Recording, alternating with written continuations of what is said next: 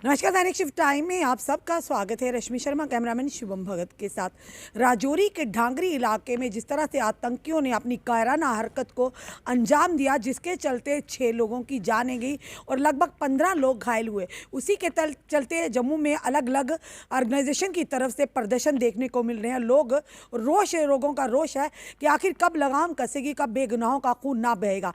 इस समय हमारे साथ हरजीत सिंह जी, जो निर्भय ऑर्गेनाइजेशन के इस समय प्रधान है। आइए जानते क्या कहना है इसको, राजौरी की ढांगरी घटना को। हरजीत जी, किस तरह से देखते हैं इस राजौरी की ढांगरी? ये न्यूज़ मैंने आपके चैनल पे सुनी जब मैंने, तो मुझे इतना दुख हुआ कि 6 लोगों की हत्या की गई, तो वो भी आई कार्ड देख के। तो मेरे मन में इतना फील हुआ कि निर्मम हत्या, अगर हमारे घर कोई ऐसा इंसिडेंट हो जाए और हम नहीं बोलें तो ये बड़ी दुख की बात है। हमें उनका दुख समझना चाहिए। अगर मेरे घर में कोई आदमी आके, 2 बंदे आके फायरिंग करके मेरे परिवार को मार दें, मैं चाहता हूं कि जम्मू के हर बंदे को ये प्रोटेस्ट करना चाहिए। हर किसी भी धर्म का हो, मैं किसी धर्म के ऊपर नहीं जा रहा, किसी भी धर्म के बंदे को, हर धर्म के, चाहे कोई मुस्लिम हो, सिख हो, ईसाई हो, ये एक इंसानियत का कत्ल है। ये जो कत्ल किया गया है इंसानियत का। जो बच्चा ब्लास्ट में मारा गया है, जो मेरी बहनें मारी गई हैं, वो मुझे लगता है मेरी अपनी बहनें हैं, क्योंकि मैं सभी को बराबर समझता हूँ। क्योंकि इस दुख में हमें उन लोगों की सपोर्ट करनी चाहिए।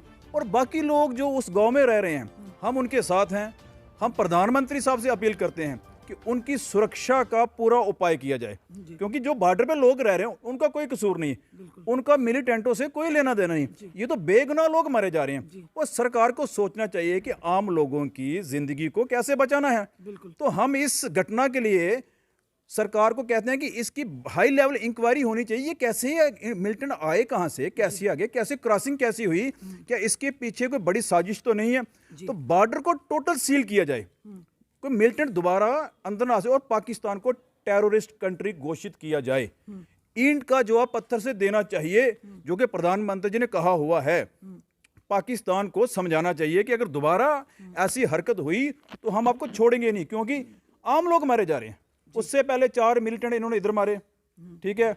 वो अगर शुक्र करो कि मिलिटेंट शहर में नहीं आ गए, जो हमारी सिक्योरिटी एजेंसी ने बड़े समय रहते उनको पकड़ा, मार दिया।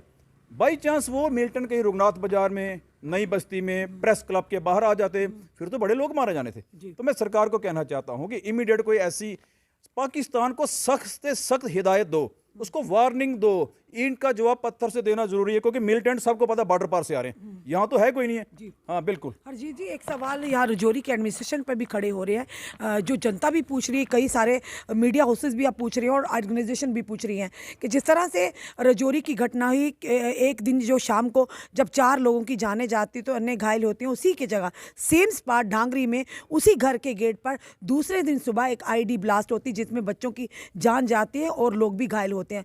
तो कहीं ना कहीं ये पूरा सवालिया निशान खड़ा नहीं होता कि अगर पूरी तरह से उस जगह को यानी उन सर्च ऑपरेशन किया जाता, उस जगह को खंगाला जाता, तो आईडी ब्लास्ट ना होती, तो कहीं ना कहीं चूक थी। वो मे भी कोई बड़ा और भी धमाका हो सकता जिसमें कई और लोगों की भी जाने जा सकती थी। तो कहीं ना कहीं चूक तो हुई है। देखो, मैं सरकार को कहना चाहता हूं, अभी भी वहां और आईडीज हो सकती हैं। इनको वो बड़ी बड़ी गाड़ियां जो आईडी को चेक करती हैं, सरकार को अभी भी वहां पे सारे रास्ते बंद करके जो गांव साथ में लगते हैं वहां चेक करना चाहिए, क्योंकि वो मिलिटेंट बड़े दिमाग के छातिर आदमी हैं।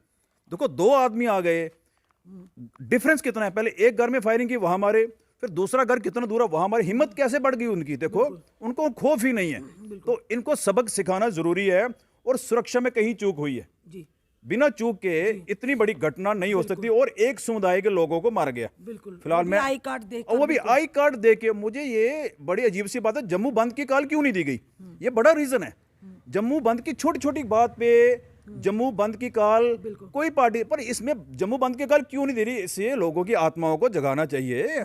हमें अपने लोगों की जान की परवाह करनी चाहिए। जम्मू बंद की कॉल जरूरी है।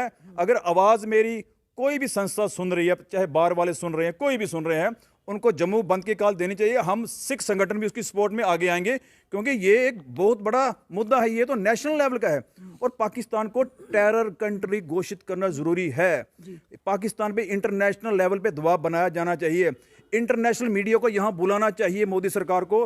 इंटरनेशनल मीडिया यहाँ आएगा, उसको कवर करेगा, वो देखेगा कैसे पाकिस्तान वहाँ से मिलिटेंट यहाँ भेज रहा है।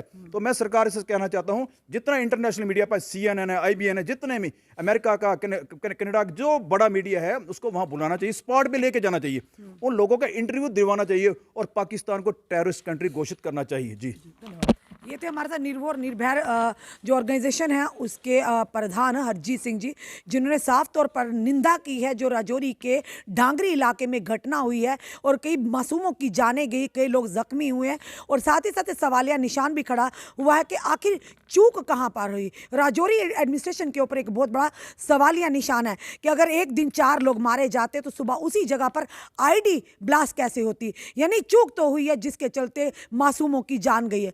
और साथ ही साथ इनका ये भी कहना है कि प्रधानमंत्री जी के साथ निवेदन किया है इन्होंने कि पाकिस्तान को टेररिस्ट कंट्री घोषित किया जाए और इनकी जो संस्था है इन्होंने कहा कि हम उनके साथ, और जम्मू में बंद की काल कहीं नहीं आई है।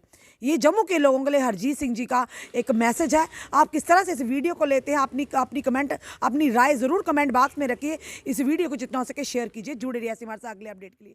जय हिंद।